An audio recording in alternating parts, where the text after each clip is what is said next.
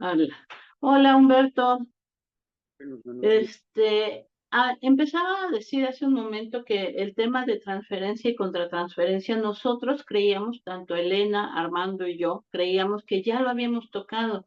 Y revisando todos los videos, nos dimos cuenta que es un tema que no hemos tocado y que en las supervisiones que nosotros llevamos a cabo todos los lunes, vemos que es un tema que se atora muchísimo, que de repente no saben qué hacer con esto que están sintiendo, no saben cómo trabajar la transferencia o la contratransferencia, y entonces por eso decidimos en esta ocasión nosotros el tema, que este es el que vamos a tocar: transferencia y contratransferencia. Y bueno, pues buenos días a todos, y empezamos justamente que la transferencia y la contratransferencia pues tiene un origen freudiano. Es uno de los primeros autores, si no el primer autor, que lo registra como tal. O sea, ya antes se había percibido, ya antes se sabía más o menos que algo sucedía, pero no estaba plasmado ni estaba estudiado realmente. Entonces, Freud empieza a hablar del concepto de transferencia, lo diría en un muy, muy, muy mal alemán, Übertragung, algo así, que lo pone así. Y bueno, resulta que él lo entiende en un primer momento como una resistencia, o sea, algo que el paciente, algo que hay que vencer o eliminar en un primer momento, así lo plantea, para poder trabajar con el paciente, y lo considera como pues un estorbo que hay que eliminar, y ya después va viendo que no, y justamente va viendo que es un desplazamiento de lo afectivo que lo coloca ahora en el terapeuta. Y bueno, esto lo hace en la dinámica de la transferencia, así en el escrito que él hace de 1912. Y hasta ahí me voy a quedar, nada más como introducción. Como sabemos, el fenómeno de transferencia es algo de lo que se habla mucho en la clínica psicoanalítica. Muchas veces tenemos la idea de que la transferencia únicamente ocurre en las sesiones de psicoanálisis o en las sesiones de psicoterapia psicoanalítica, y en realidad no. ¿No? En realidad el fenómeno de transferencia es algo que ocurre en nuestra vida cotidiana, ocurre en nuestro día a día. Justamente como menciona Diana, Freud nota ese fenómeno y originalmente, como sabemos, tiene una tradición médica, como esta parte de curar, como esta parte de llevar al paciente por la salud. Y entonces al notar este fenómeno de transferencia, al notar que a él, a su figura, se le depositaban afectos, ideas que no coincidían con la persona que es en realidad, y notó esto. Experiencias del pasado de la persona que se me depositan en el presente, aunque no necesariamente tengan una correspondencia con quien soy realmente. Y entonces, ¿qué ocurre? Vamos por la vida, ya no solo en el consultorio, todo el tiempo vamos transfiriendo. ¿Esto qué quiere decir? Que todas las experiencias que tenemos en nuestro día a día, incluso las nuevas, vamos a tener una especie como de comparación inconsciente, o vamos a tener una expectativa del tipo de persona que es. Si tú vas en la calle, por ejemplo, y a lo mejor no tienes el celular o el reloj y quieres preguntar una dirección o la hora, no le preguntas a cualquier persona, le preguntas a alguien que parece confiable o por lo menos amigable.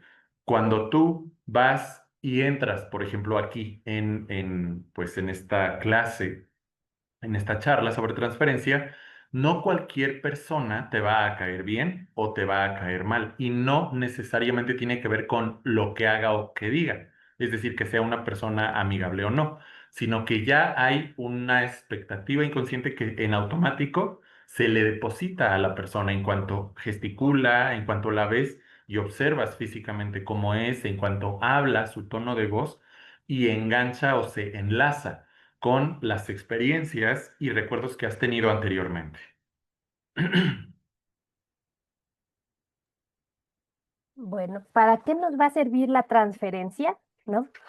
Justamente en análisis, como bien dijo Armando, es un fenómeno que ocurre constantemente, o sea, sí es un vínculo, un modo de vínculo que establecemos de acuerdo a lo que nos ha tocado vivir y experimentar con nuestros objetos primarios y a lo largo de nuestro desarrollo personal. Pero bueno, en psicoanálisis específicamente, ¿por qué se habla tanto de transferencia y contratransferencia? Es que me trabe, ¿verdad? Se habla tanto porque es una herramienta fundamental para la comprensión justamente del mundo interno y del tipo de vínculos que se establece el paciente en su vida diaria, ¿no? Entonces, el recrearlo en el consultorio nos da una pauta como para hacer el psicoanálisis se considera un método de investigación. Entonces, es como una muestra como con condiciones claras para poderla analizar juntos y que el paciente le quede claro cómo se relaciona constantemente, cómo elige lo que elige, cómo deposita ciertas expectativas, proyecciones, etcétera, en ciertas personas y qué tipo de situaciones le manifiestan una u otra forma de reaccionar.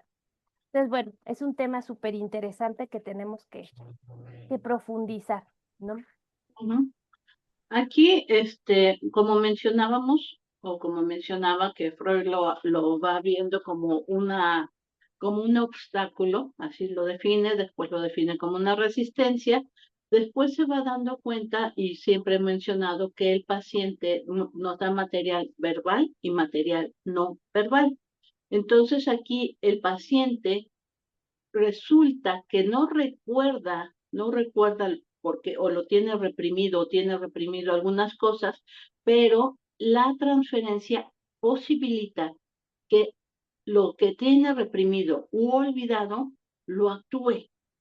Por eso es que cuando digo que nosotros que estamos viendo a un paciente nos debe dar la información no solamente por lo que escuchamos, sino por lo que vemos que hace o que deja de hacer. Entonces lo reproduce como una acción, no como un recuerdo. No dice, ay, es que yo me peleaba mucho con mi mamá, sino empieza a pelear con nosotros como de la nada. Entonces es un ejemplo muy random, ¿no? Y eso nosotros tenemos que empezar a entenderlo, por eso dice Elena y Armando, que es un medio o un método de investigación, porque nosotros vamos a decir, pues, ¿qué pasó? O sea, le dije hola y se puso a pelear conmigo y empieza a decir que yo siempre la quiero someter o someter, y ahí es donde nosotros vemos que esto que es raro o suena raro o está actuando de una manera rara, entre comillas, diferente, eso ya podría ser la transferencia, que nos está depositando la transferencia a nosotros y está actuando.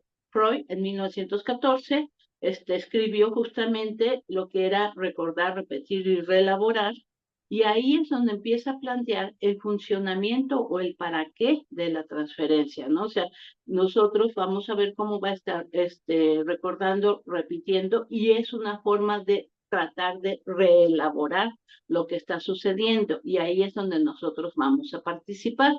Con esto, después de este año, que es 1914, deja de ver a la transferencia como un obstáculo para empezar a verla como una herramienta, como la herramienta fundamental. Y de esta manera es donde empieza también a investigar todo lo que está sucediendo. Ok, me quedo aquí. En este sentido, vamos a entender que transferencia no solamente es analizar lo que el paciente o la paciente dice, sino también cómo lo dice, lo que omite. En terapia psicoanalítica tenemos justo esta regla fundamental, que es la asociación libre, es decir, que la persona no oculte u omita nada. Desde la primera sesión, en el encuadre le decimos a la persona, exprésate con toda libertad, sin omitir nada, aunque lo consideres absurdo, incoherente o que te despierte alguna emoción como pena, tristeza, enojo. Esto tal vez es difícil porque pues es una nueva persona, a veces filtramos la información de no vaya a ser que, ay, piense que estoy loco o ay, me voy a penar. Pero cuando pasa el tiempo y la persona en terapia psicoanalítica nota que efectivamente no juzgamos, como diría el Ril, escuchamos, no juzgamos, La persona se permite desplegar hacia nosotros su mundo interno, su vida. Y cuando nos habla, nosotros notamos cómo nos lo dice.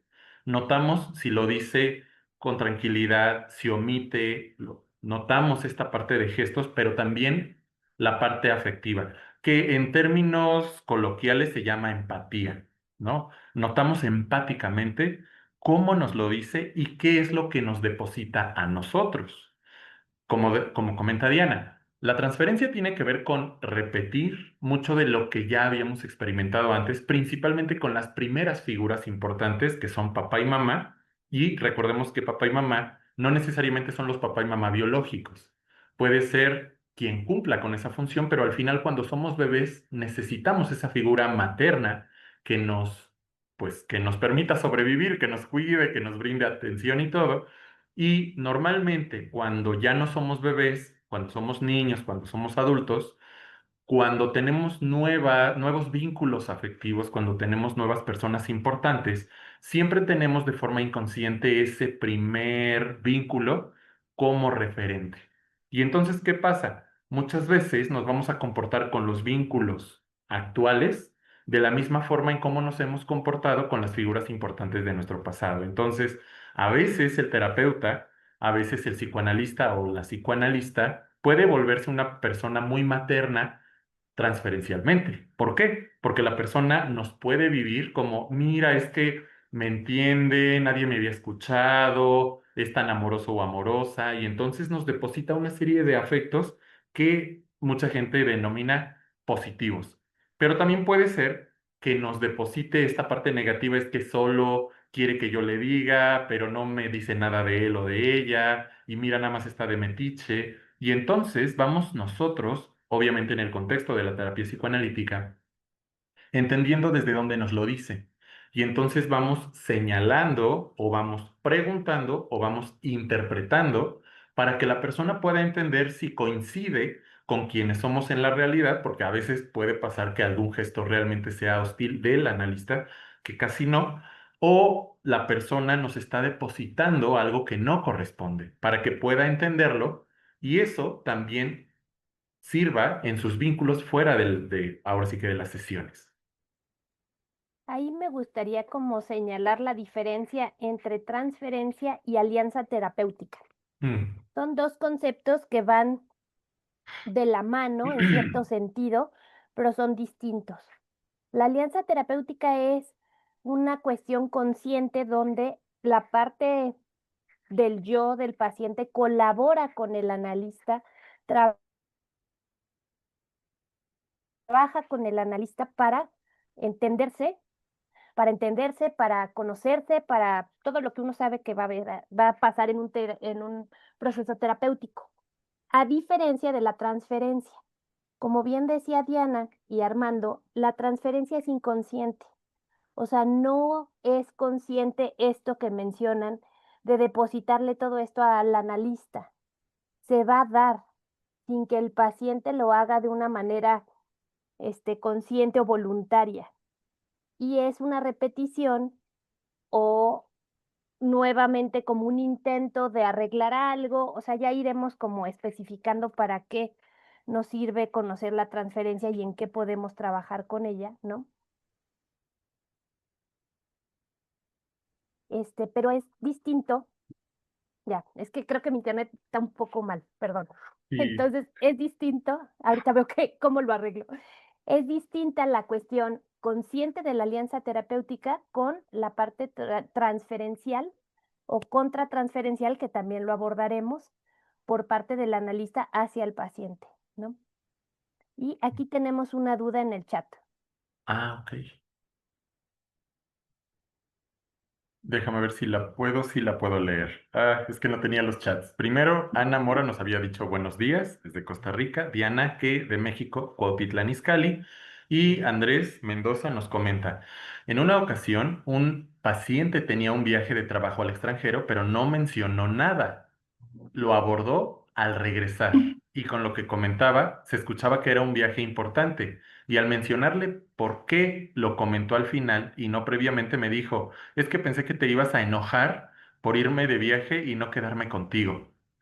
En ese sentido, considero que la transferencia, como menciona Diana, ayuda a comprender los conflictos inconscientes con las figuras primarias. Me llamó mucho la atención que fantaseara que me enojaría si se iba de viaje. Pues ya está. Sí. Y entonces ahí es donde, por ejemplo, si seguimos con este mismo ejemplo de que nos hicieran favor de mandarnos, yo estoy viendo pues, como por qué, o sea, por qué si lo que propiciamos generalmente es que a la persona le vaya bien y si tiene algo de trabajo, pues evidentemente nosotros pues estaremos bien, pues estaremos, o sea, no importa realmente cómo estemos, pero obviamente no vamos a enojarnos porque él vaya en un incremento, en un crecimiento de su área laboral. Y entonces ese punto donde como que queda así raro, en ese momento es donde nosotros tenemos que fijarnos y decir qué está pasando. Y ahí es donde tenemos que empezar a investigar. Y podemos hacer muchas hipótesis que ojalá y ustedes empiecen también a elaborar por qué podría haberse enojado o por qué podría haber pensado el paciente de que nosotros nos pudiéramos enojar. Y ahí, con la información que nosotros tenemos, gracias a una entrevista que se ha hecho bien, o sea, que ya hemos hablado de entrevista, entonces quizá podemos unirlo con un suceso o con un hecho de la vida que nos va a ayudar a poder entenderlo, que quizá él se sentía, no sé, engolfado por sus figuras primarias, ni siquiera voy a decir quiénes, o sea, por sus figuras primarias, o que a lo mejor hay un cierto grado de envidia, o que él siente que hay un cierto grado de envidia y que entonces lo dice al final como para no ser destruido. Y estas son hipótesis que yo estoy nada más aventando al aire, muy, muy, muy ligeras, pero que ese punto que marca, ahí es donde nosotros decimos tenemos que conectarlo y tenemos que hacer una investigación de cómo por qué creería que, que nos pudiéramos enojar. Evidentemente, si yo ya tengo la información, la puedo conectar como si fuera un cable que está roto, que está trozado y entonces ahí lo conecto. Y si no tengo la información, pues la forma de investigar que nosotros tenemos es preguntar. O sea, ¿por qué crees que yo me podría enojar por esto, no? Y ahí es donde empezamos, también se abre una puerta para el trabajo y que podemos empezar a trabajar con la transferencia. Y de ahí dejamos de estar en lo superfluo, que es como estar en charla de café, para meternos a lo profundo, a otro nivel. Por eso es tan importante la transferencia, ¿no? Ahí me quedo. En este caso, la transferencia se conjuga mucho con lo que Elena nos comenta de alianza terapéutica. ¿Por qué? Porque una cosa es lo que el paciente o la paciente pueda depositarnos, pueda vernos y despertar afectivamente, y otra que nos lo pueda compartir, es decir, que respete la regla de decir las cosas tal cual las piensa o las siente sin censura. De tal forma que aunque le representemos un cierto temor, como menciona Andrés, es que, o sea, yo pensé que te ibas a enojar. Mejor te digo después, ¿no? Ya saben, esta parte de mejor pedir perdón que pedir permiso. Y entonces Andrés puede acompañar a este paciente a confrontar con las expectativas que tiene. ¿Qué tanto realmente haya alguien que se enoje si toma una decisión, digamos, personal? Porque aquí vale la pena aclarar. Una cosa es que el paciente tenga unas figuras parentales, o sea, materna y paterna, que realmente juzguen, que realmente lo hagan sentir mal, o que en el presente también se vincule con ese tipo de personas, pareja, hijos o padres, que si toma una decisión de esa naturaleza realmente se molesten. Y entonces aquí es siempre preguntar a la persona cuándo lo ha vivido, cómo lo ha experimentado, cómo lo soluciona, en qué otro momento lo ha vivido, para poder entender cómo lo vive, desde dónde, qué fantasías tiene, qué miedos, qué angustias o ansiedades. Y entonces a partir de ahí nosotros poder acompañar en este proceso de integrar esas experiencias, pero ahora a la vida presente. Que justamente aquí es la importancia, ¿no? Donde se repiten ciertas situaciones que no están, es como si le cobramos la factura al presente, a la relación presente de una cuenta de alguien pasado, ¿no? ¿Y para qué le serviría a alguien conocer esto? Esa es como la gran pregunta, ¿para qué nos sirve conocer la transferencia? Bueno, justamente si tú identificas qué expectativas pones tuyas a la otra persona, te puedes dar cuenta de cómo estás viviendo el que la cumpla o no lo cumpla el otro, ¿no? Y entender muchas veces que es un deseo propio, una carencia propia o lo que haya sido, que realmente la otra persona en la realidad y en la actualidad no tiene la posibilidad de cumplir.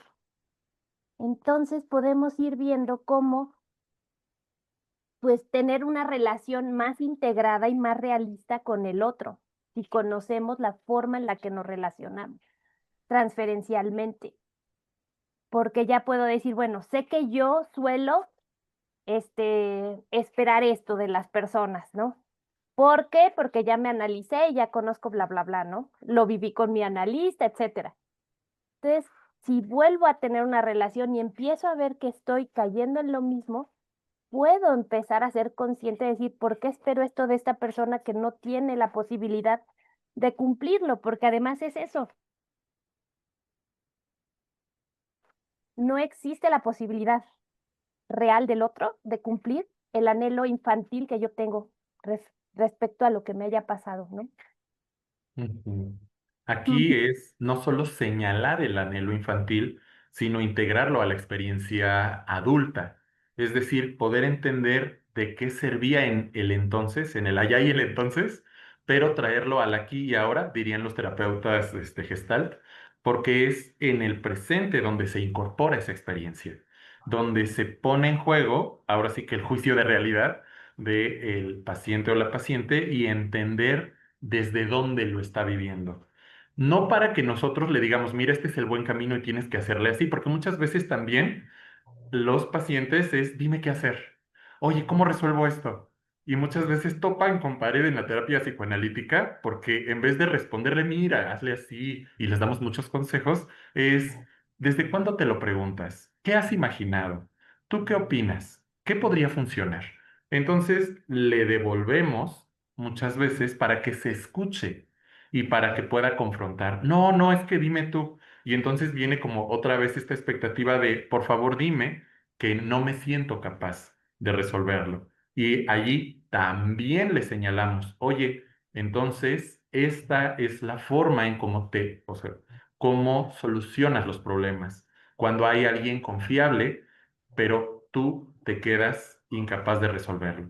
O sea, pensando en o sea, no hay como una forma universal de intervenir, pero le señalamos aquello desde donde está careciendo, sin decirle que debe de cambiar, porque en cuanto asumimos cuál es el camino correcto, ya no es psicoanálisis, ya es probablemente un enfoque muy directivo.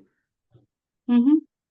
Y bueno, quisiera tocar también un tema que va totalmente unido a este tema, porque si hablamos de transferencia, no podemos dejar de hablar de contratransferencia. O sea, es un tema que va junto con pegado y nosotros lo vemos en los escritos, digamos, estoy citando a los orígenes, pero lo vemos entonces en 1909, en una carta que Freud le escribe a Jung, y le dice en esa carta que a veces le causa incomodidad el paciente o le llega a causar otras cosas. Y para Freud en ese momento él le llama ruido, dice, y que tiene que ser neutralizado. Él decía, hay que neutralizarlo. Estamos hablando de las primeras etapas, allá muy tempranamente de 1900, hasta ahorita estoy citando 1909, cuando apenas estaba entendiendo todo este proceso, ¿no? Entonces dice que esto debe ser neutralizado y que pues realmente no tiene un valor clínico. Posteriormente se va dando cuenta que no, que a lo que uno siente, porque uno en psicoterapia con orientación psicoanalítica y psicoanálisis, la herramienta que tenemos somos nosotros mismos.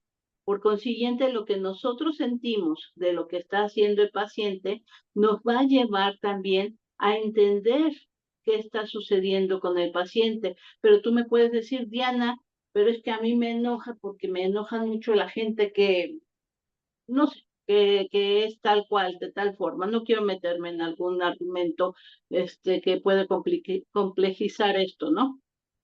¿Cómo hacemos esta diferencia? ¿Cómo hacemos la diferencia entre lo que estamos sintiendo que sea provocado por el paciente y lo que estamos sintiendo que es que nos toque a nosotros algo?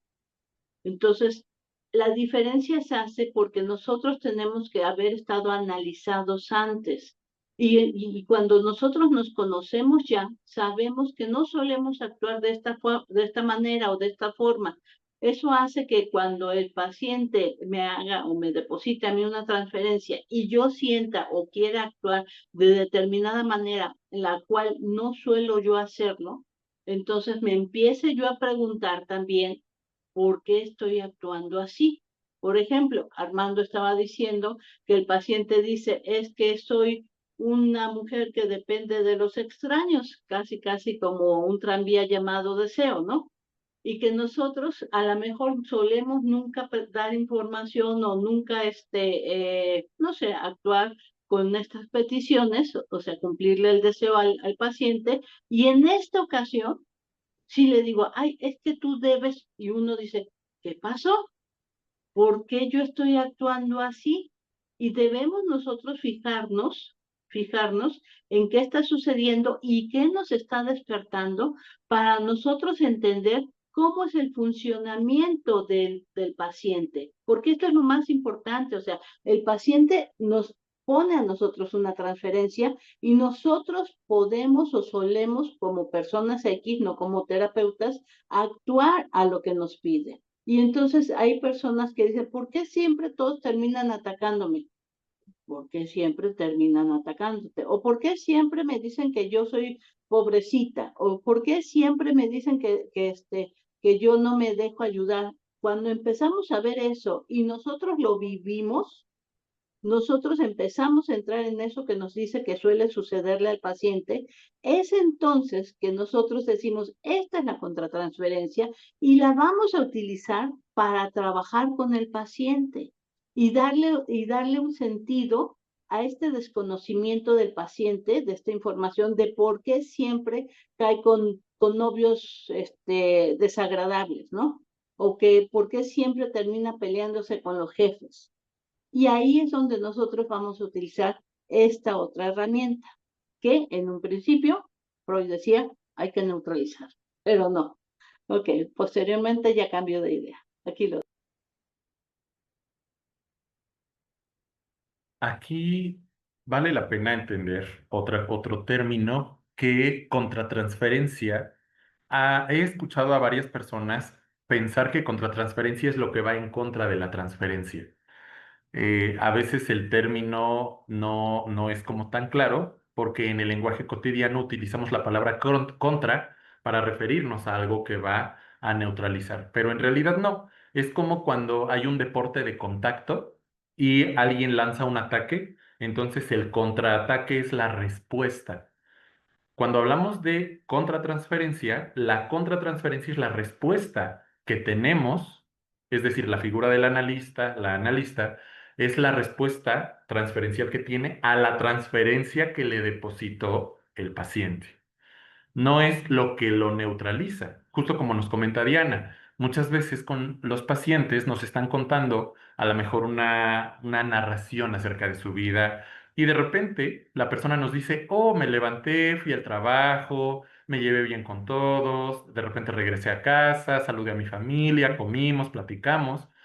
Y aunque el discurso parezca muy neutral, aunque parezca muy agradable, si contratransferencialmente hablando yo me empiezo a sentir incómodo, a veces empiezo a llegar a sentir cierta molestia o hasta enojo, no de lo que me está diciendo, sino que identifico que se despierta en mí cierta molestia Y eso me permite a mí señalarle, oye, aunque aparentemente está todo bien, creo que tu día fue molesto, ¿verdad? Y entonces, ¿qué pasa? No tanto como para que cambie algo inmediatamente, sino para que la persona pueda identificar si está omitiendo la parte afectiva.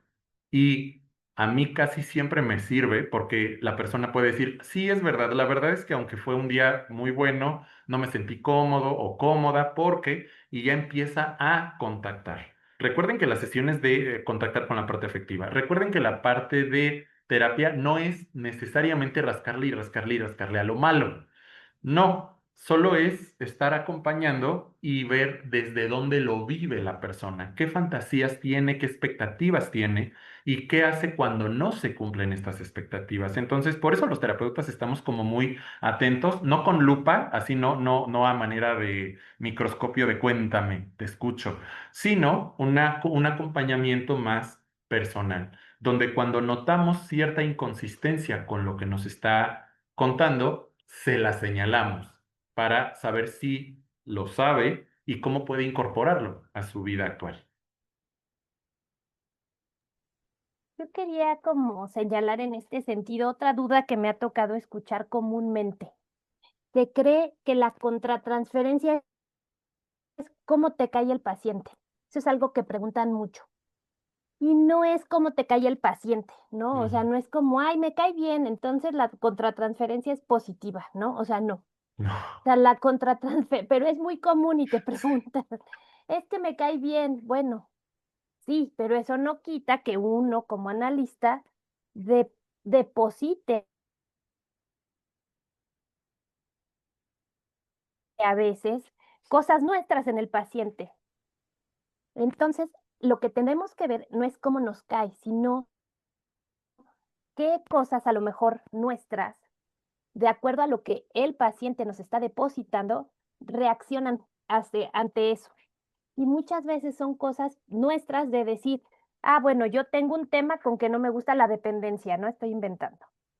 Y el paciente justo en todos sus vínculos busca ser dependiente del otro. Entonces, el conocer nuestras propias identificaciones, vínculos primarios, etcétera, nos ayuda a entender por qué a veces nosotros podríamos estar rechazando a un paciente en lugar de entenderlo, porque la demanda del paciente es tal y a nosotros nos hace ruido. O sea, por eso la contratransferencia es otra herramienta que nosotros tenemos que entender y conocer, porque si no, podemos estar actuando cosas que no corresponden al trabajo y al material clínico del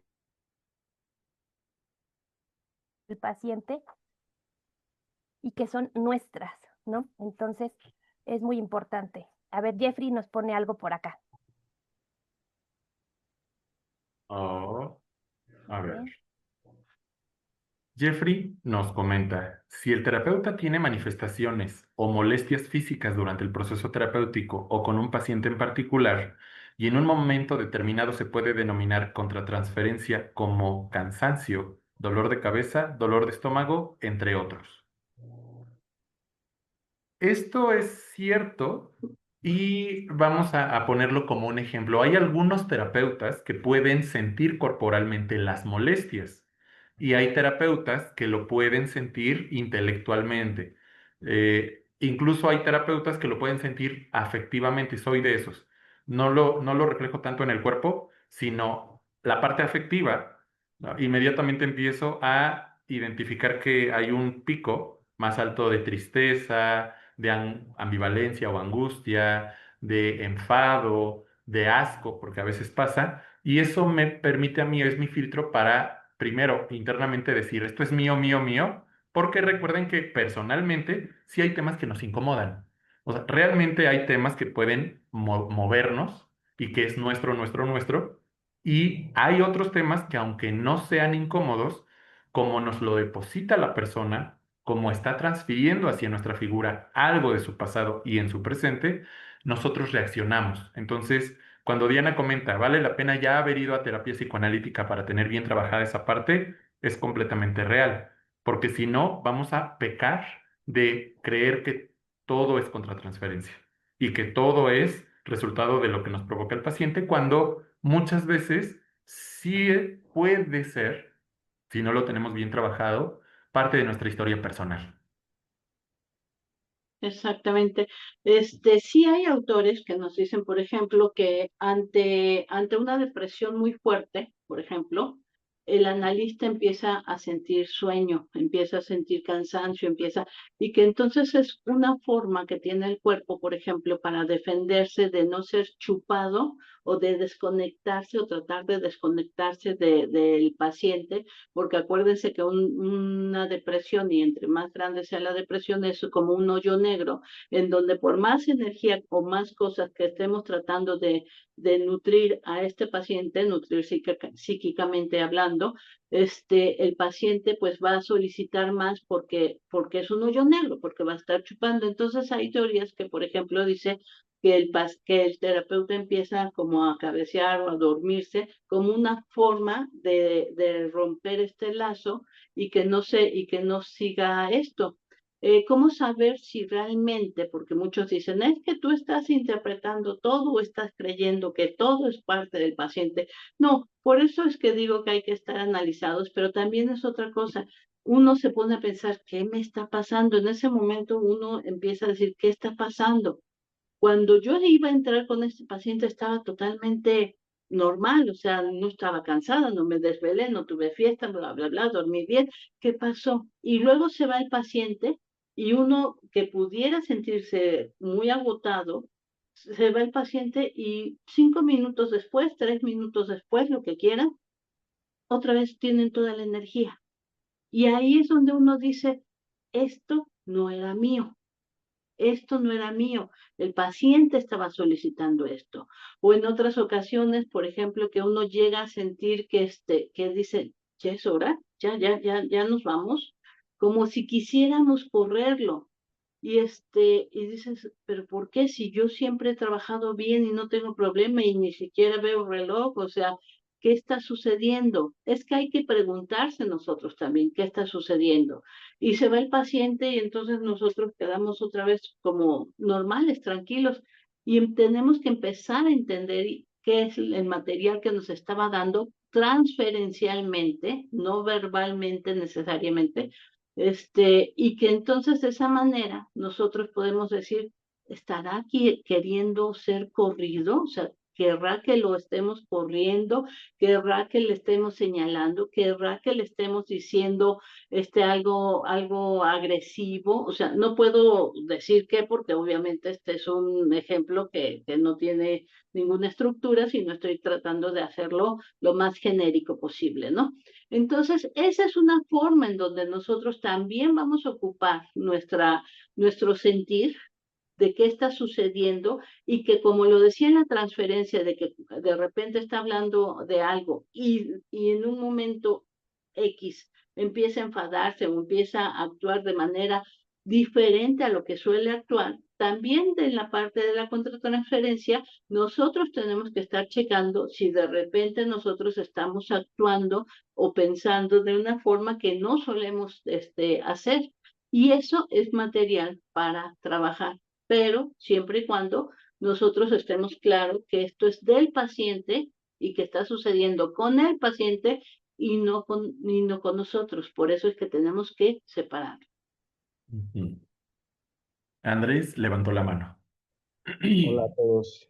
Hola. Sí, justo quería comentar respecto a estos ejemplos que están dando. En una ocasión recuerdo que estaba trabajando con una paciente en un estado muy contreras, ¿no? Y me percaté que yo estaba llevando la sesión ya de una forma como, bueno, pero mira, o sea, es un buen partido. Y ella, no, pero es que no me gusta. Yo, bueno, pero pueden salir, pueden ir a un lugar. No, es que luego hace mucho sol y como que me abochorno. Bueno, pero podrías invitarlo a tu casa y llegó un punto en el que tuve que tomar como cierta distancia y observar que, pues que esa no era mi función, pero que yo ya estaba actuando esta forma de como querer satisfacer o querer animar o decir, mira, ve cómo sí se puede, mira, vamos a pensar diferente, ¿no? Muy positivo yo. Y pues precisamente creo que fue parte de la transferencia como de esta histeria del deseo insatisfecho, ¿no? De no, pues no quiero estar bien, o no me siento, o me siento, o no sé, me siento como insatisfecha o como que no me siento suficiente. Y en lugar de interpretar eso, de decirle, pues bueno, me da la impresión que pues aquí hay algo que no te está permitiendo disfrutar, ya estaba yo dándole opciones para poder disfrutar mejor como la vida, ¿no? Y en ese sentido creo que a veces uno tiene que escuchar bien qué es lo que te está demandando el paciente, porque a veces uno podría ceder a pues a este discurso y empezar a decirle, como justo decían, un depresivo, ¿no? Pero pues hay que vivir bien la vida, pero pues hay que echarle ganas. Y a veces eso podría ser actuar el síntoma si no estamos bien al tanto de lo que estamos escuchando. Solo quería comentar eso, cierro. Y aquí tienes toda la razón, Andrés. Aquí es identificar si de entrada la persona quiere, porque cuando te escucho es que no quieres estar bien. Vale la pena como filtrar e identificar qué herramientas tiene y a qué se refiere con estar bien la propia persona. Es decir, permitirse escucharse a sí misma y si vive angustia y si vive tristeza, si vive enojo, no intentar calmar el síntoma, sino escucharlo, entender qué función tiene en su vida para poder señalárselo o para poder interrogárselo. Ya el paso de hacer una interpretación normalmente toma un poco más de tiempo. Ahora, vale la pena saber que no es una cacería de brujas en la cuestión de la terapia. No quiere decir que a la primera que haga una persona, el primer error, el primer lapsus, la primera sensación incómoda que me despierte, en automático yo ya voy a estar diciéndole, oye, ¿ya te fijaste cómo? Porque si no, se volvería algo muy persecutorio, algo muy paranoico de parte del analista o de parte de la analista. En ese sentido, siempre es algo que se refuerza, por decirlo así, vamos a pensar que es algo que cobra más relevancia cuando se repite varias veces. Muchas veces si ocurre una sola vez, ok, lo dejamos como nota mental, nota terapéutica, pero si es algo que ocurre varias veces, como lo que comenta Diana, por ejemplo, si la persona llegó y en una sesión yo me sentí como mal, se me sentí triste, molesto, pero a lo mejor ya se repite segunda sesión, una tercera sesión, eso ya es algo que se tiene que hablar. O sea, eso es sí o sí, se pregunta, se confronta y se trae a la experiencia actual. En ese sentido, como mencionaba yo, es ahí donde nos damos cuenta que el psicoanálisis es un método de investigación, Sí. donde se va observando un fenómeno, se va recopilando la evidencia, ¿no? Y se procesa, se elabora uno como analista y se le devuelve al paciente de una manera digerida, de una manera fácil de asimilar, comprensible, no elegante, o sea, sino clara, porque lo que nos interesa es que el paciente sepa qué le pasa, no que nosotros parezcamos muy brillantes, ¿no? Porque muchas veces se tiene esta idea del analista de que tenemos que decir puras cosas muy sesudas, ¿no?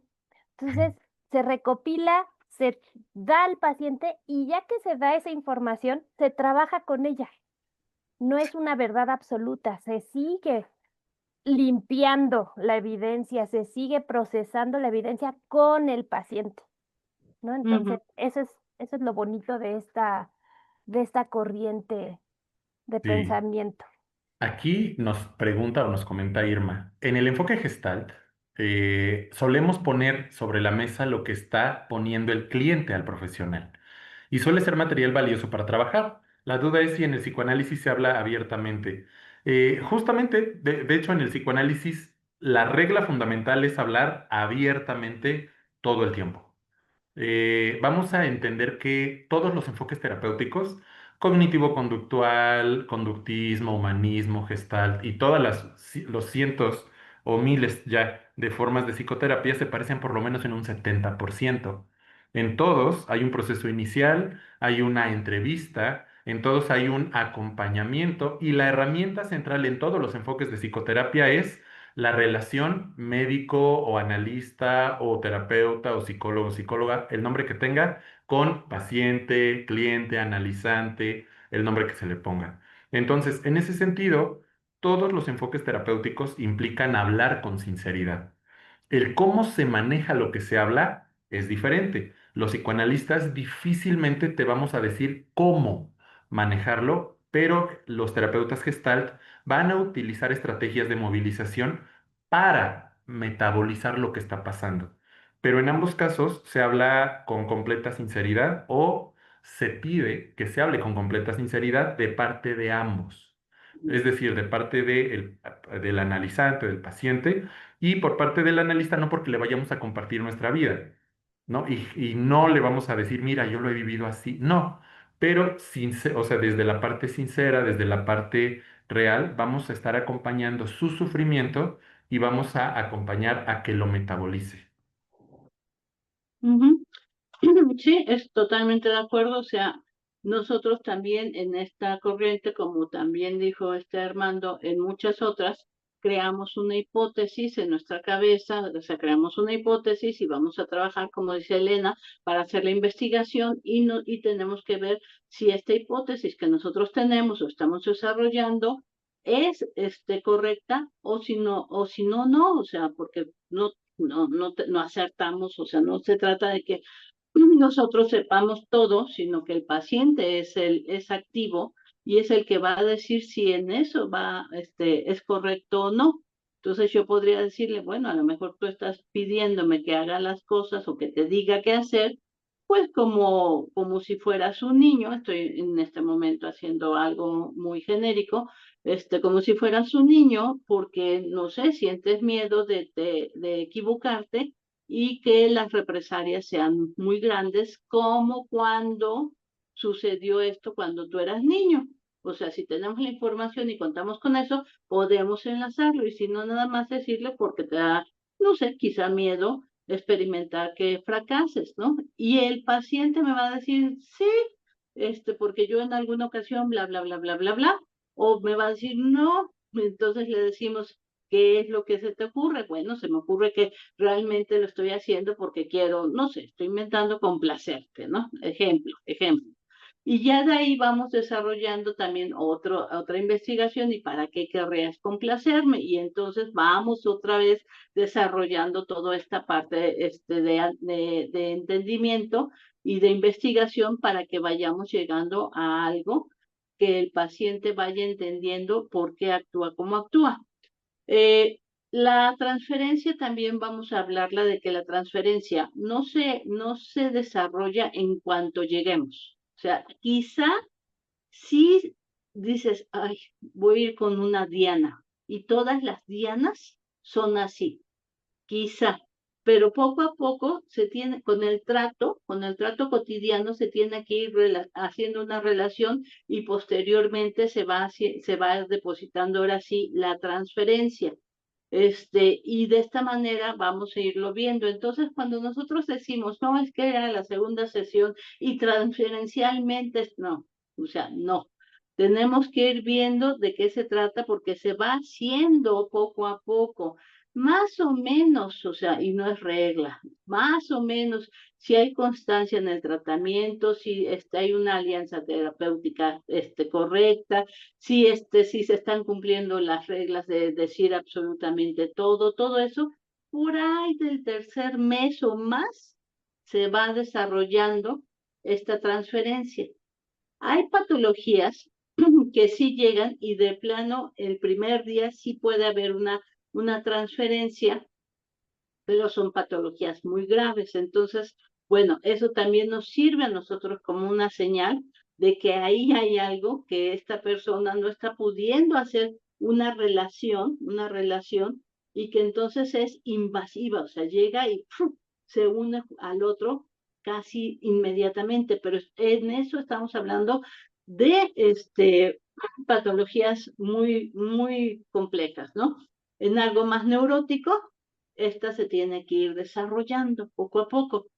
Update, por ejemplo, decía que que la contratransferencia lo que va a hacer es una resonancia corporal del inconsciente que se está desarrollando ahí. Entonces, que lo que yo estoy sintiendo estoy en resonancia con el otro y que eso me tiene que servir.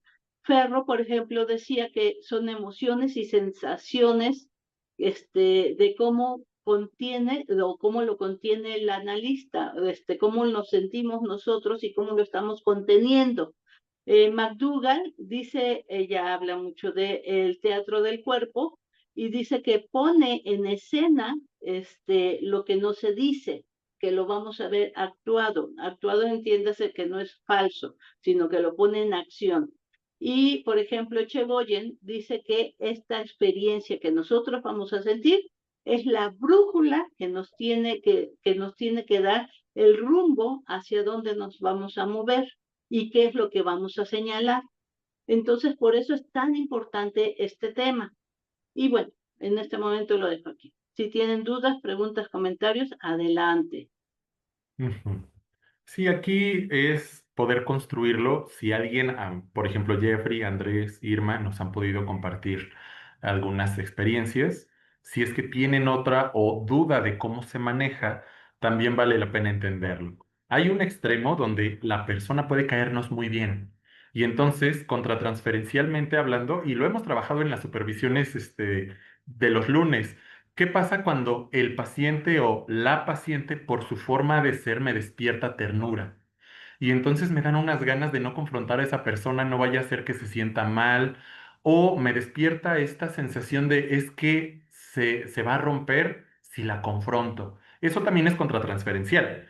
Puede ser personal, porque he supervisado a terapeutas que en lo personal no les gusta hacer sentir mal a otras personas. Y eso es muy personal y es, oye, trabájalo porque eso no le va a permitir a la persona crecer. Pero muchas veces sí pasa que nos topamos con personas que de repente dicen, ay, es que si le digo que tiene este conflicto, sí, se va a sentir bien mal, ¿no? Y entonces entra un remordimiento y nuevamente es esa parte de, ¿por qué me estoy sintiendo así? Obviamente no pongo estos gestos en la sesión, un poco más neutral, pero se lo puedo incluso señalar a la persona. Y entonces de lo que me está hablando yo le puedo decir. Recuerden, no es una acusación, porque muchas veces tenemos la idea de un psicoanalista que te señala y te dice, esto es un conflicto y esto es inconsciente y esto es tu culpa y estos son tus papás y tu mamá. No, pero de repente es un ofrecimiento, siempre una interpretación. Oye, parecería que las personas a tu alrededor no quisieran confrontarte por temor a que te rompas. Y entonces, ¿qué pasa? Le verbalizo cómo me estoy sintiendo, de tal forma que la persona lo puede recibir, lo que comentaba Elena. O sea, se lo muestro para que sepa lo que ocurre en su vida. Andrés. Sí, justo ahora que pediste voluntarios, me estaba acordando de cuando recién empezaba a trabajar con pacientes adolescentes. Bueno, uno de 18 años, recién salido de la adolescencia, de repente un día deja de pagar. Y pasó el tiempo, pasó el tiempo, pasó el tiempo. Lo abordo y evidentemente me costaba un poco confrontarlo en ese momento. Digo, oye, pues es que ya hay una deuda, ¿no? De tanto. Y me comenta, pues es que yo en una sesión te había comentado que estaba preocupado y tú me dijiste, pues, hay que trabajar lo que te angustia. Y de ahí lo fue entendiendo como que yo le había dicho que no se preocupara, que yo no le iba a cobrar, que no me tenía que pagar y que pues evidentemente pues no iba a ser una preocupación más porque él afirma que yo le había dicho pues esto, ¿no? No. Y en supervisión, por eso es muy importante la supervisión privada, pues yo lo había entendido como un acto como muy, me enojé porque lo pensé muy cínico, pero a medida que fui entendiendo, pues a través de la transferencia, pues, fuimos explicando en supervisión que tenía que ver más con una situación de ser protegido, de ser provisto, de tener a alguien que le pueda apoyar sin pedirle algo a cambio. Y justamente a través de las fantasías fuimos entendiendo qué me estaba depositando transferencialmente, pero justo esto, no hay que tener bien en claro de qué se trata. Puede ser un acto muy también despreocupado, pero también puede ser una demanda inconsciente y ahí es donde uno puede ir filtrando si se puede trabajar o si pues es algo más como patológico, ¿no? Como algo más de otra índole. Pero bueno, cierro con eso. Muchas gracias, Andrés. También Jeffrey bueno, está levantando la mano. Te escuchamos. Bueno, fascinado con el tema realmente. Y cuando hablan usted de transferencia y contratransferencia, me recordé la miniserie de adolescencia, ¿verdad? En sesión 3 con la psicóloga. Cómo le hace una depositación a ella, ¿verdad? El muchacho primero. Y el manejo que hace ella también. Me parece importante, ¿verdad? Ese ejemplo. También porque que yo dije, ¿qué siento yo con este caso? Si hubiera sido yo hubiera sido yo el que está en esa posición, pues a mí me angustió, sinceramente, me angustió ver esa posición del muchacho, ¿verdad? Y veo el manejo de la psicóloga que hace y al final se ve cómo ella ya se cae, ¿verdad? Y se quiebra cuando no está él, pero ahí me parece muy importante ese ejemplo, ¿verdad? Porque se ve la depositación de él en muchos momentos. Al final, cuando le dice que si va a volver a verla, que si lo quiere, y el silencio de ella, y también cómo se siente ella. Bueno, yo lo viví así, por lo menos cuando vi la serie 2 veces, ¿verdad? Esa angustia. Es una sesión nada más, pero yo creo que es un buen ejemplo para ver cómo se podría vivir en terapia la transferencia y contratransferencia. Completamente, porque a pesar de que es una sesión, en la serie de Adolescents marcan que no es la primera vez que se ven. O sea, es algo constante y ya formaron ese vínculo, ya establecieron el encuadre, ya acordaron o se estableció la alianza terapéutica, es decir, el respetar la forma de trabajo y entonces muestran la parte transferencial puesta obviamente exagerada también, obviamente es una serie, tenemos que aclarar que mucho de lo que ocurre ahí puede ser modificado o exagerado para impresionar al público. ¿No? Uno de terapeuta de repente dice, eso no pasa así. O sea, cuando la terapeuta al final se pone a llorar, es, despídanla por favor, eso no lo hacemos. Puede conmovernos una persona, pero que e incluso puede ocurrir que algún paciente te cuente algo tan impactante que termine la sesión y ok, anotas y estás con la lagrimita, pero no un paciente en una penitenciaría. O sea, no un paciente cuyo objetivo no es clínico. La clínica es la parte de la psicoterapia enfocada en el bienestar y malestar psíquico. La parte forense, la parte legal, no tiene que ver con sentirte bien o mal, tiene que ver con descubrir si lo hizo o no. Y en ese sentido es así de, ay, eso no pasa. O sea, en cuanto el chavo agarra las cosas, se le inmoviliza y es hasta la siguiente semana, ¿no? O sea, debo aclarar ese punto porque a veces nos vamos con la idea de qué peligroso es el trabajo de un terapeuta en una penitenciaría, en un reclusorio, en un, no sé, centro juvenil.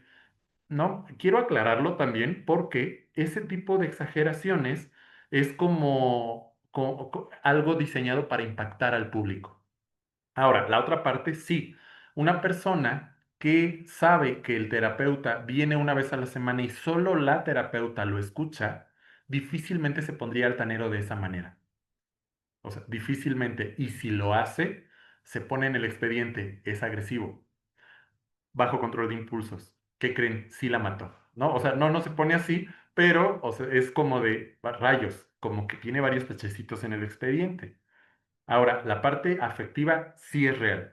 Desde el momento en que hay silencios, desde el momento en que estás fijándote en la cara, en lo que omite, en lo que comparte, vamos entendiendo cómo es este manejo transferencial donde el terapeuta puede fungir como un yo auxiliar. ¿Qué fue lo que pasó? O identifiqué eso, salvo también que me puedan complementar Elena y Diana o quien sea de ustedes. La terapeuta permite estructurar lo que ocurre en la vida de los pacientes. Le otorga un sentido no porque le diga, mira, esto significa esto, esto, esto, sino le permite integrarlo a las expectativas actuales. Que ahí entra la parte que yo decía que lo trabajas, o sea, tú como analista lo brindas al paciente, pero se sigue trabajando con el paciente. Eso es lo importante, que el paciente lo pueda integrar a su vida y que lo pueda entender, porque ese es nuestra principal objetivo, que el paciente llegue a las conclusiones que tiene que llegar para que sea significativo para él, ¿no? Entonces sí coincido totalmente con lo que explica Armando. Ujú. Sí, exactamente. Aquí, a diferencia de otras terapias, porque dicen es que no les dicen o no resuelven cómo hacerlo. En realidad lo que nosotros hacemos es que la persona tenga sus propias herramientas, porque él las va elaborando, ella las va elaborando, y salga de esto, ¿no? Pero con el plus de que sepa por qué es que llegó a donde está en este momento. O sea, nosotros lo que buscamos es las causas, ayudamos a buscar las causas y que entonces sepa cómo es que esto que está sucediéndole en este momento de su vida, cómo es que llegó aquí y cómo puede salir ella o él de estas situaciones, pero ya tomando conciencia. Para esto también utilizamos la contratransferencia y la transferencia como esta herramienta donde nosotros vamos a vincularnos con el otro y vamos a hacer la resonancia y luego lo que dice Chegoyan, que entonces sería la brújula. También quisiera hablar de los tipos de transferencia, ¿no? Hay tipos de transferencia, está la transferencia positiva, negativa, erótica o idealizada. Otros mencionan también paranoide o persecutoria, pero bueno, la positiva es la que nosotros vamos a generalmente a tener cuando empezamos, o sea, nadie va pensando o casi nadie va pensando que va a entrar a un análisis donde el terapeuta está en contra de uno, o sea, entonces siempre llegan con esta transferencia positiva donde dicen vamos a crecer, voy a salir, tengo una esperanza de que esto va a terminar, voy a encontrar la salida, entonces esa es la transferencia positiva. Negativa es que ya empieza a haber esta desconfianza, pueden volverse hostiles y empiezan a desvalorizar, por ejemplo, el tratamiento o al analista, ¿no? O al analista. La erótica o erotizada, eso es el deseo ya cuando nos dicen a nosotros de que están enamorados de nosotros. ¿A cuántos les ha sucedido eso, por ejemplo? De que están enamorados de nosotros y que quieren algo más que sea fuera ya de la terapia. Nosotros no pueden enamorarse de nosotros en el sentido estricto de la palabra, porque para enamorarse de otro tienes que conocerlo. Y una de las reglas que nosotros manejamos en la corriente con orientación psicoanalítica y el psicoanálisis es que nosotros no damos, es la regla de la abstinencia, es decir, que no damos información de nosotros o tratamos de que la información que nosotros podamos dar sea la menos posible para que no haya justamente este conocimiento. No es por mala onda, es porque necesitamos ver qué es lo que nos pone, porque nosotros vamos a hacer como ese papel en blanco donde nos va a escribir el paciente todo esto, que es la transferencia, y nosotros después nos vamos a convertir en un espejo que le vamos a mostrar todo lo que escribió en este papel. Entonces, cuando dicen, no, es que yo estoy enamorado o enamorada de ti y eres grandioso, y lo que nosotros consideramos a esta resistencia erotizada o erótica es que es una resistencia negativa que está obstaculizando el tratamiento. Por consiguiente, tenemos que trabajarla y disolverla para disolver este tipo de transferencia para que otra vez pueda ser positiva y sigamos trabajando. Paranoide, pues obviamente que el analista es vivido en ese momento como alguien que puede perseguirnos. Esto se da también en patologías bastante claras, pues sí, los paranoicos o patologías de primer año de vida, que nosotros decimos, que no voy a meterme porque sería muchísimo, y idealizante la parte de que tú eres el sujeto del supuesto saber, así lo manejamos, o en otras palabras, eres grandioso, eres el único que me ayuda, que nosotros nunca debemos permitir que nos idealicen, porque acuérdense que el sujeto, el paciente, va a querer también parecerse a nosotros. Y si nosotros estamos muy arriba y nunca nos va a alcanzar porque nos tiene idealizados, entonces viene la contraparte, que es después de una idealización, viene una devaluación. Entonces se enoja el paciente y empieza a decir que no servimos, que no le ayudamos, o sea, viene toda la devaluación. Entonces, cada vez que se va presentando, es que gracias a ti, Diana, no.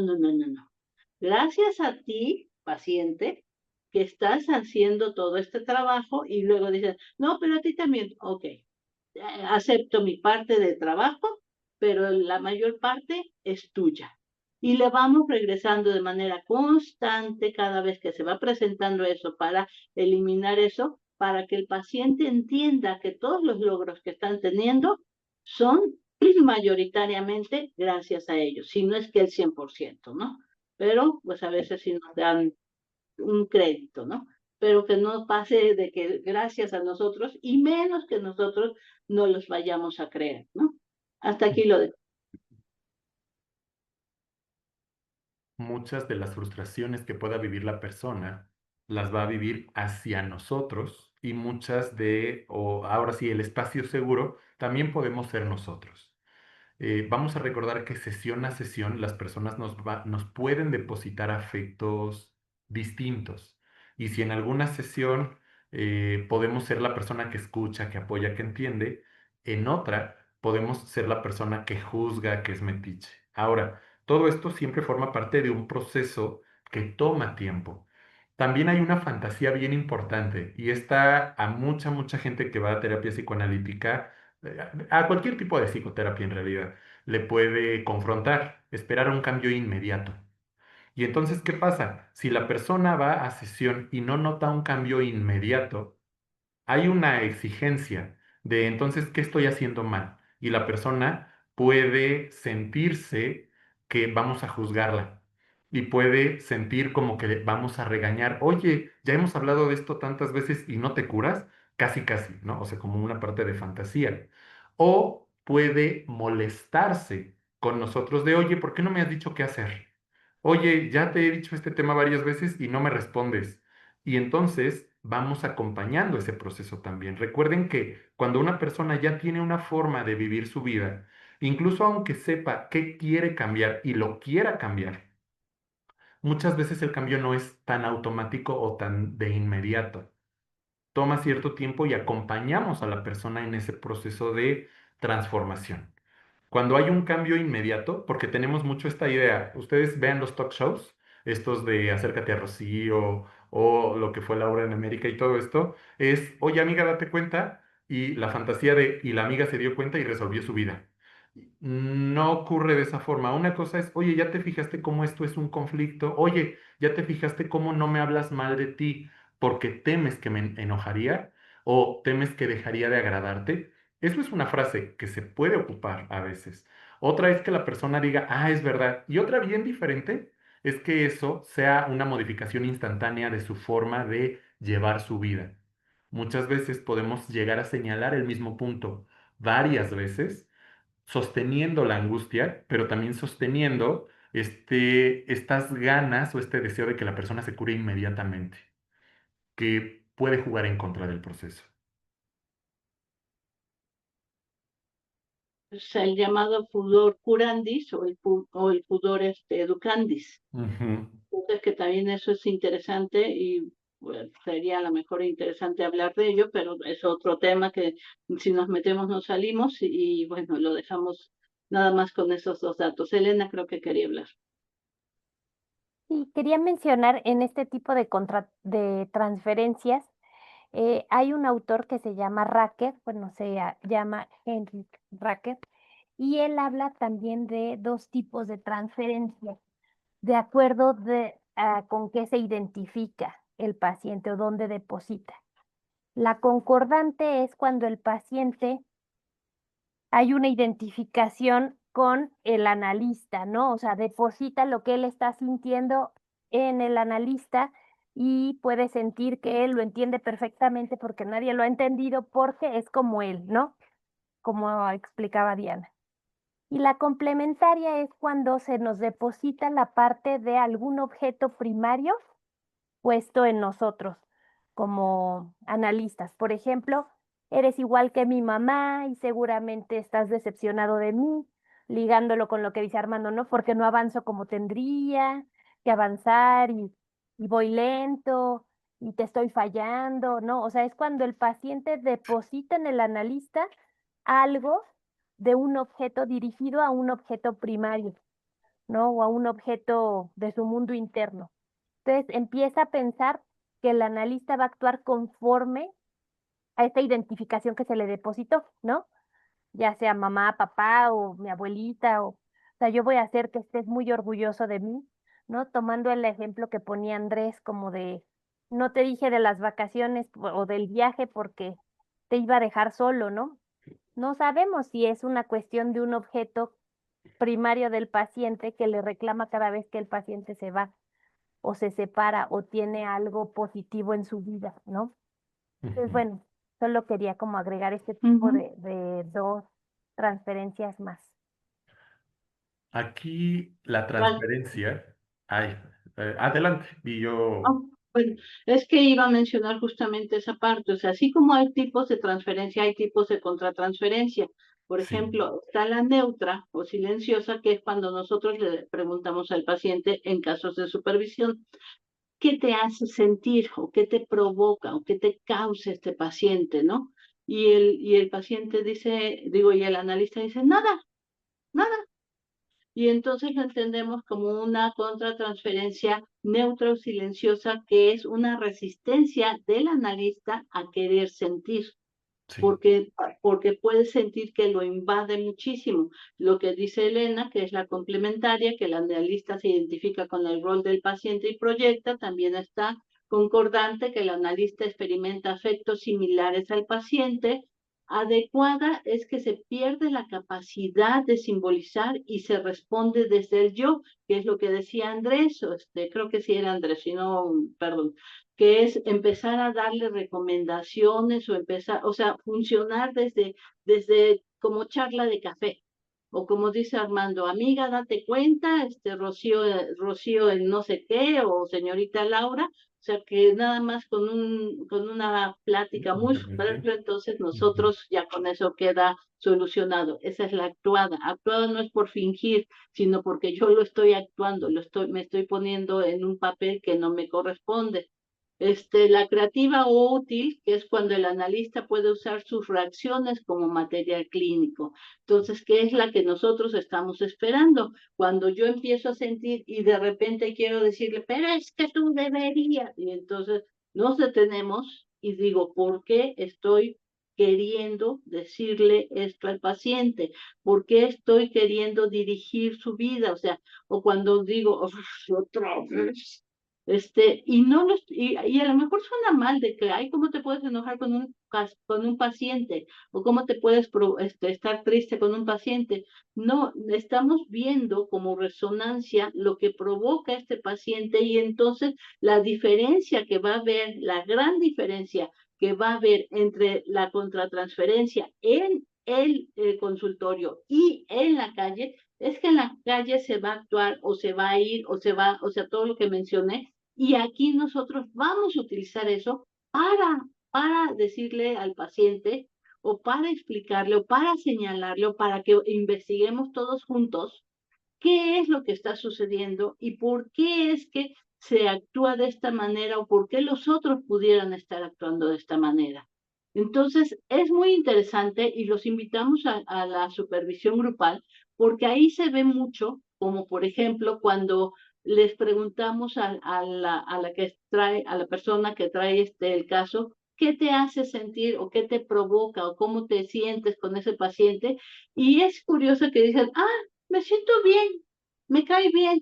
Y los demás decimos, es que no estoy pésimo. O sea, todos los demás coincidimos en otras cosas y dices, ¿qué está pasando? Bueno, pues es que traes una contratransferencia neutra en la cual no te dejas sentir para no actuar, por ejemplo, ¿no? Entonces, de esa manera, las supervisiones es una de las cosas que nos va a ayudar. Uno es el análisis propio.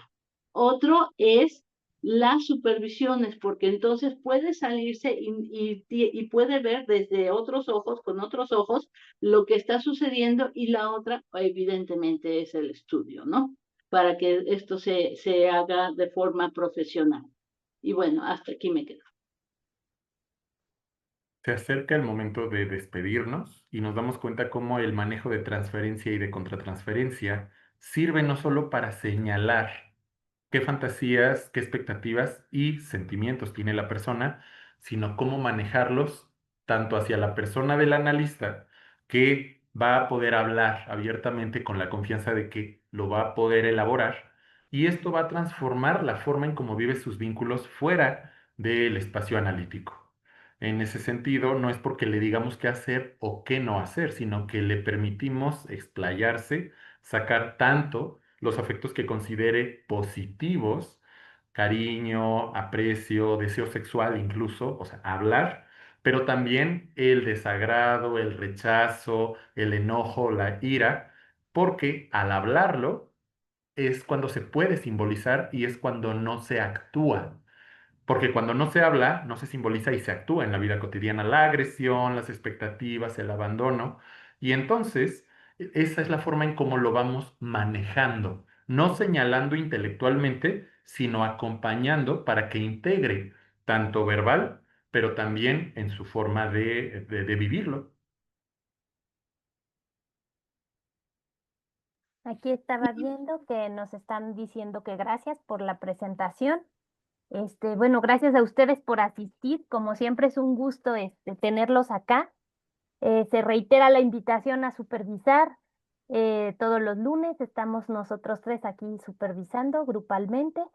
Y bueno, si no fuera el caso de que se unan, de todas formas supervisen, trabajen consigo mismos, porque justo el tema de transferencia y contratransferencia es donde uno se da cuenta de la importancia de un supervisor externo o de un analista que nos haga vernos y conocernos a nosotros como analistas completamente, para que Sí, cuando caigamos o algo veamos, "Ah, aquí esto es mío, no es del paciente", retrocedemos, ¿no? Y vamos a hacer las cosas desde la función analítica para el paciente, no por nosotros.